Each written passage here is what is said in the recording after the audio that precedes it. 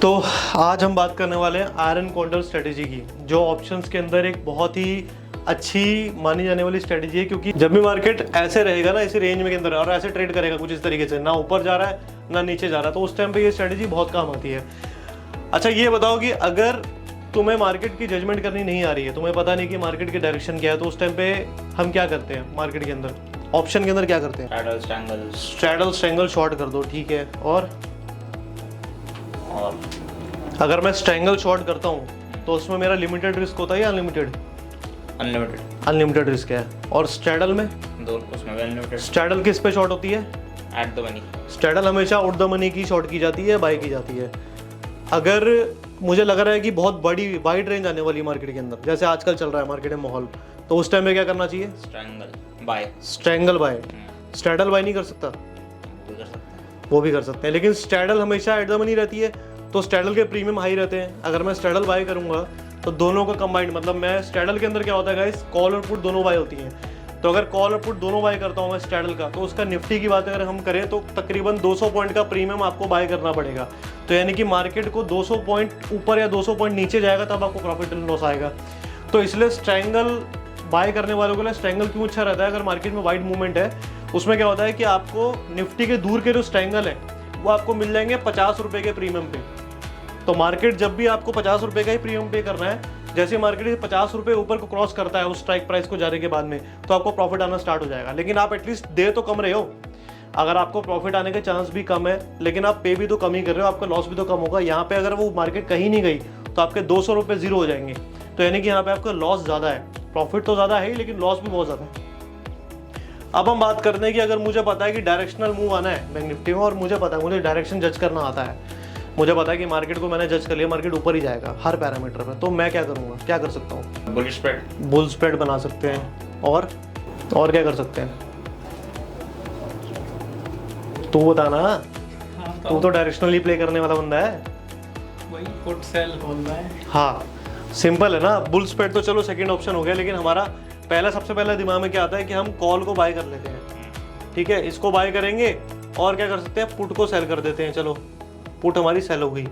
अगर मैं call bye करता हूँ तो जो भी मैंने प्रीमियम पे करा है उसके ऊपर जैसे ही निकलेगा मेरा प्रॉफिट ही प्रॉफिट है। पुट सेल करता हूँ तो मार्केट ऊपर जाएगा तो मुझे प्रॉफिट ही आना है, चाहे मार्केट वहाँ खड़े रहे या ऊपर जाए तो मुझे प्रॉफिट ही आना है। लेकिन रिस्क कहाँ है? पुट सेल करने में रिस्क क्या है कि अगर मार्केट गिर गया और जो मैंने रेट पे बेचा, लेट सपोज कि मैंने 100 रुपये में पुट बेचा और मार्केट उस स्ट्राइक से 100 रुपये भी आगे निकल गया, तो यहाँ पे मेरा प्योर लॉस खड़ा है। हर 1 रुपये मार्केट की मूवमेंट में मुझे इनटू लॉट साइज मुझे लॉस आता जाएगा। कॉल के केस में रिस्क क्या है कि अगर मैंने 100 रुपये की कॉल प्लस कर ली और मार्केट ने स्ट्राइक प्राइस प्लस ये 100 रुपये क्रॉस नहीं किया, तो मेरा लॉस है। मार्केट तेज हो जाएगी, लेकिन तुम बोलोगे कि भाई मेरे को तभी भी लॉस आ रहा है, तो वो क्यों आ रहा है? तो इस वजह से आ जाता है। ठीक है, एक एग्जांपल के तौर पे समझ लेते हैं। अभी 17,050 निफ्टी यहाँ पे आज का क्लोजिंग है ना, आज का यही है 17,050 पकड़ लेते हैं एग्जांपल के तौर पे। अभी 17,050 और कल की डेट में कोई बंदा आज जजमेंट करके गया कि मार्केट कल ऊपर ही जाएगा। वो क्या करता है कि यार 17,100 की ना, ये हो गया हमारा स्ट्राइक प्राइस, इसकी मैं कॉल खरीद लेता हूँ। एग्जाम्पल के तौर पे 70 रुपये की उसने खरीद ली, एक एग्जाम्पल है। अब अगर 70 रुपये की उसने खरीद तो ली, परसों एक्सपायरी है, एक्सपायरी से पहले इस वाली जो कॉल है 17,100 की कॉल, इसको कितना जाना पड़ेगा उसको प्रॉफिट देने के लिए? 17,100 के ऊपर। 17,100 की कितना ऊपर?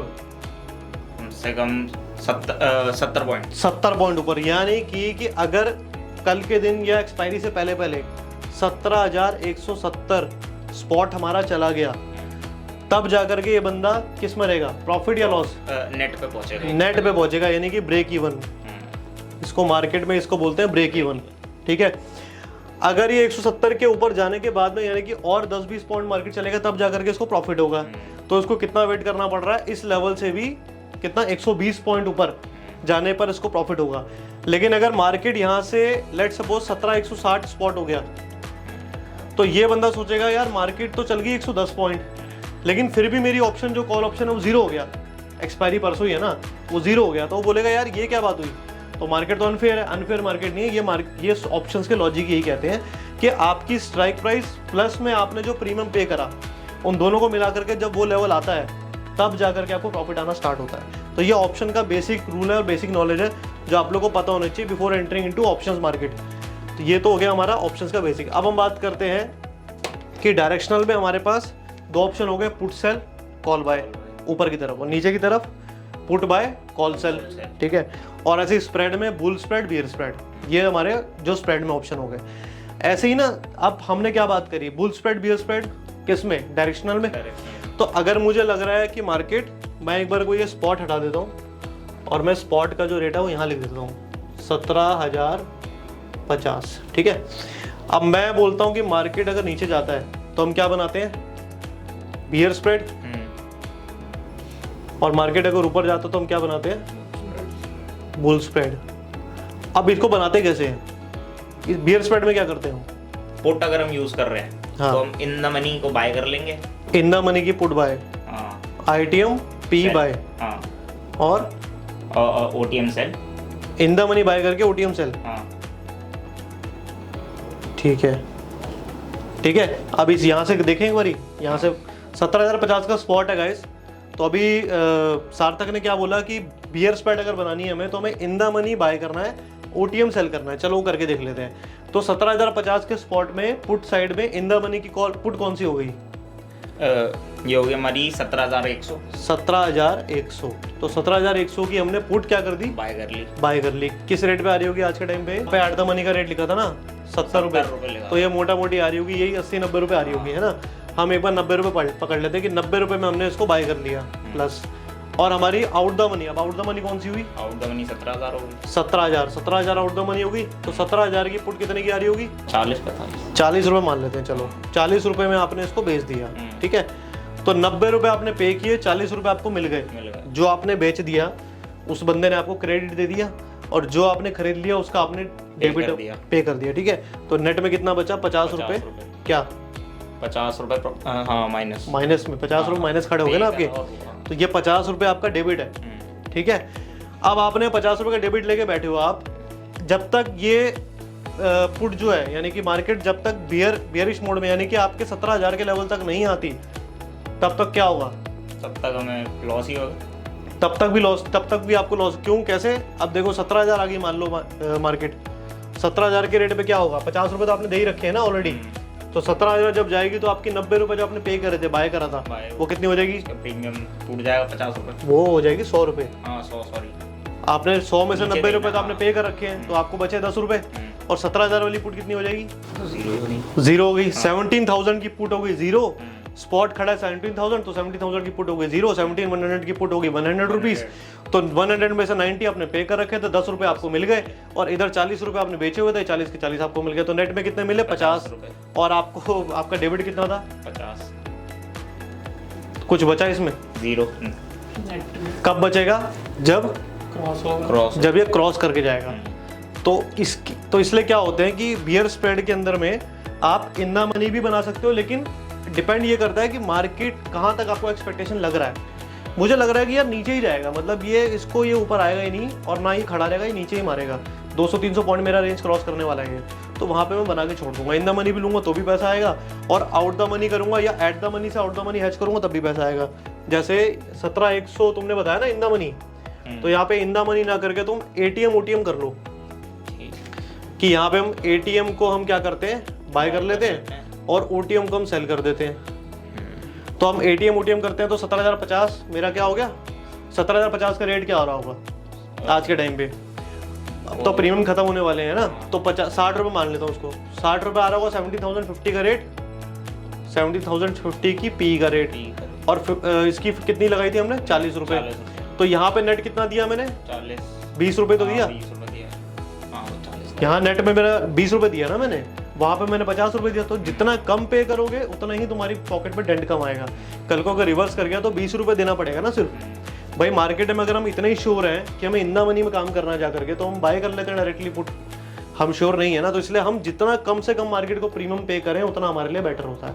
तो out the money ATM OTM कर लो, या ओटीएम कर लो, नियर ओटीएम से आउट फार ओटीएम कर लो। ये हो गया बियर स्प्रेड में। सेम कॉन्सेप्ट बुल स्प्रेड में भी काम आता है ना। बुल स्प्रेड में भी सेम ऐसी होगा।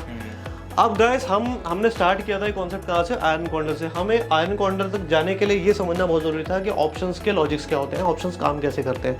बहुत शॉर्ट वीडियो थी, जल्दी समझा रहा हूँ। हमारे कोर्स में आपको डिटेल्ड नॉलेज मिलेगी इस बारे में।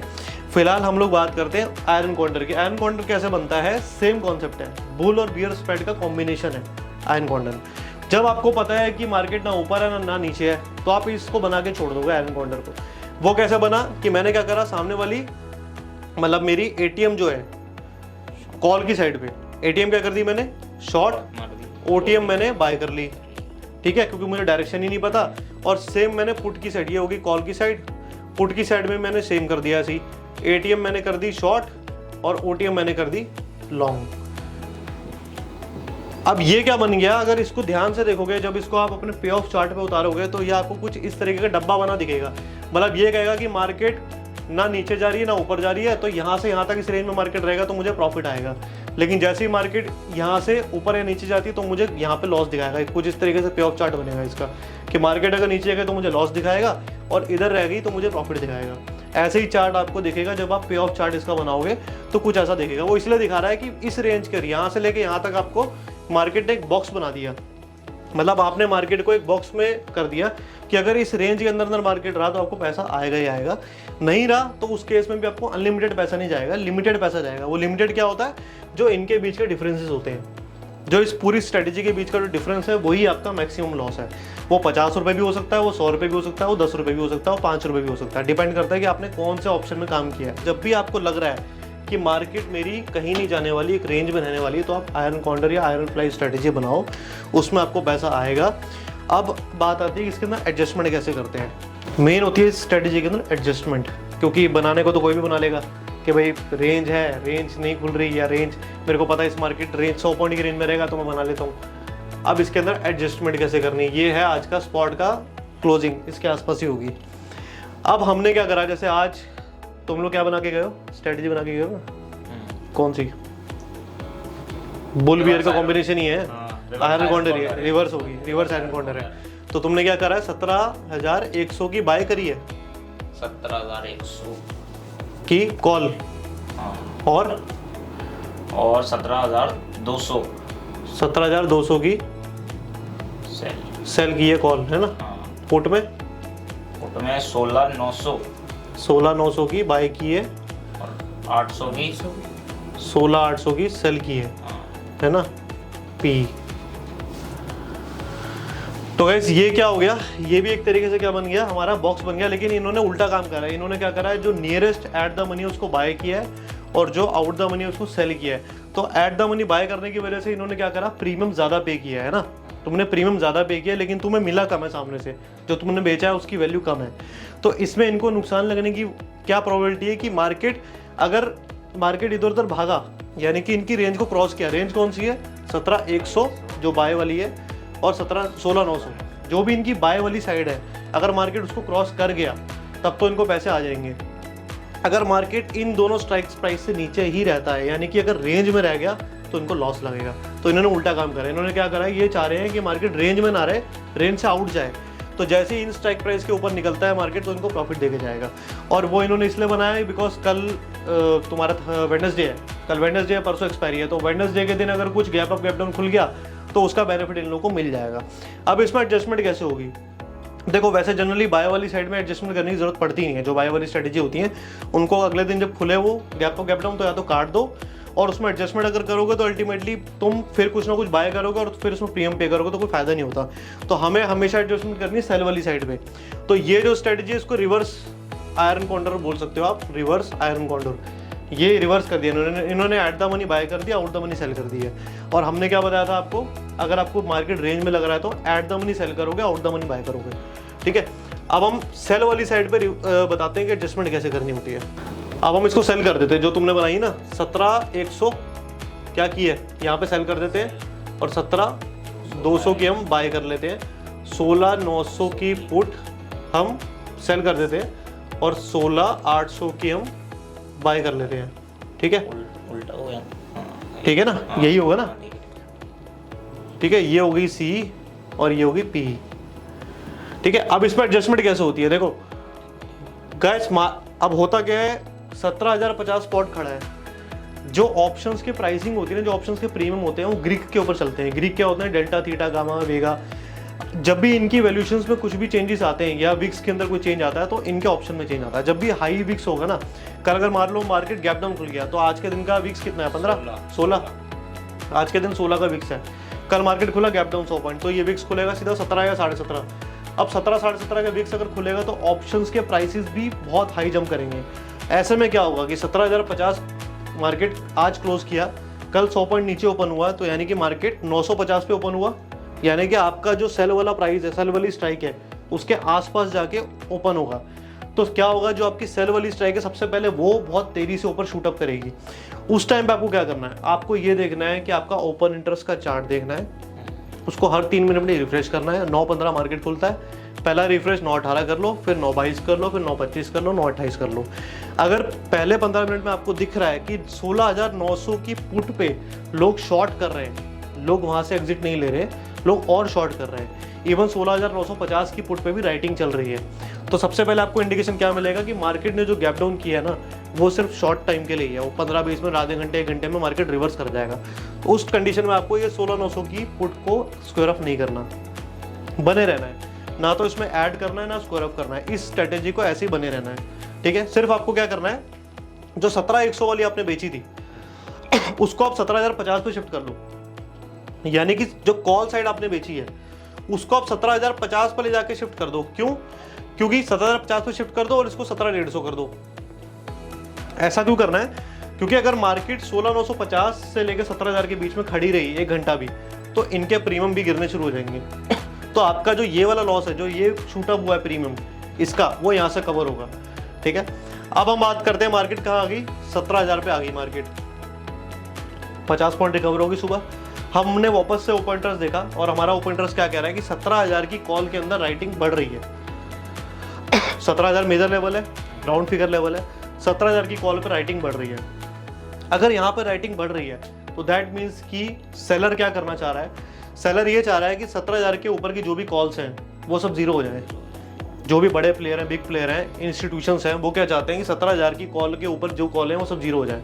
वो लोग ऊपर वाली कॉलों से निकल के 17,000 की कॉलों को शिफ्ट कर रहे हैं, उनको बेच रहे हैं। तो हमें ये कॉन्फिडेंस आ रहा है कि यार 17,000 के ऊपर मार्केट नहीं जाता लग रहा, और नीचे 16,950 की पुट से लोग एग्जिट ले रहे हैं और 16,900 से एग्जिट ले रहे हैं। तो हम क्या करेंगे, हम 16,900 वाली जो हमारी ये पोजीशन बनी है ना, इसको शिफ्ट कर जाएंगे, इसको थोड़ा सा फास्ट शिफ्ट करेंगे हम, 50 पॉइंट नहीं 100 पॉइंट में शिफ्ट कर देंगे, क्योंकि हमें दिख रहा है कि यहाँ पे लोग ऐड होते जा रहे हैं। मेरा चार्ट भी मुझे मंदी बता रहा है, कि मेरा चार्ट भी कह रहा है कि बेरिश मोड में आ जाओ, कि अभी छोड़ दो तेजी, अभी बेरिश में आ जाओ।